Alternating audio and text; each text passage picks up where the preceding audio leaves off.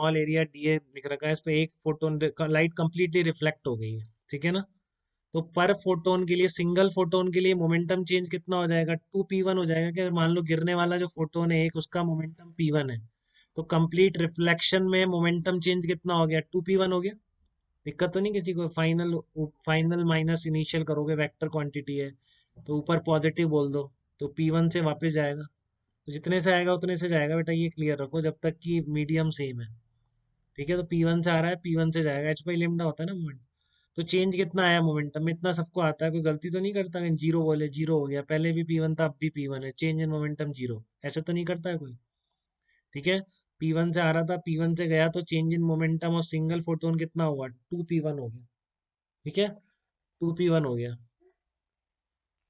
ठीक है। तो अब आ रहा है आपका मोमेंटम चेंज पर सेकंड कितना होगा, पर सेकंड मोमेंटम चेंज निकालना है आपको, ठीक है। तो आपको क्या लिखना पड़ेगा, पर सेकंड इंसिडेंट मोमेंटम लिखना पड़ेगा।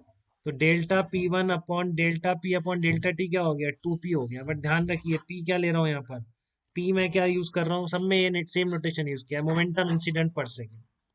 तो सिंगल की बात जब करूंगा, जब भी मैं, तो मैं p1 यूज करूंगा, सिंगल फोटोन का मोमेंटम p1, p1 आया, p1 चला गया, चेंज इन मोमेंटम कितना हो गया, 2p1 हो गया, सिंगल फोटोन की बात है, ठीक है। मोमेंटम चेंज पर सेकंड लिखना है, तो आपको मोमेंटम भी कितने देखना पड़ेगा, एक सेकंड में गिरने वाला मोमेंटम लिखना पड़ेगा, जिसको मैं p बोल रहा हूँ।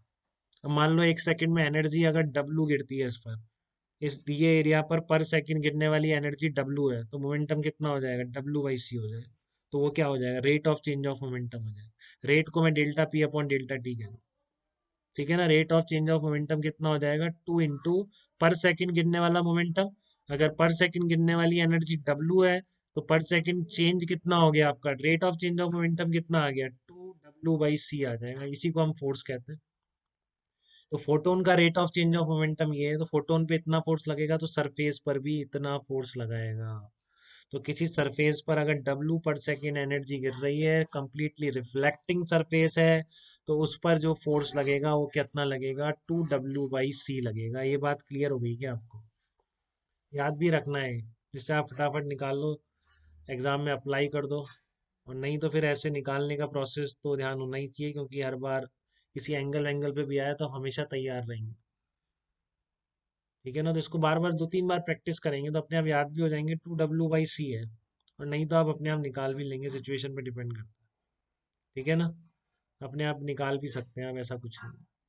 तो परपेंडिकुलर जो कंप्लीटली रिफ्लेक्टिंग सरफेस पर लाइट अगर गिर रही है, कंप्लीटली रिफ्लेक्टिंग सरफेस है, w पर सेकंड जूल, w जूल पर सेकंड गिर रहे हैं, ठीक है ना।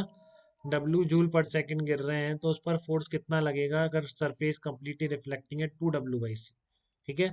अब मान लो इंटेंसिटी गिवन है, तो आपको प्रेशर निकालने को बोलते हैं, जनरली इंटेंसिटी गिवन होती है।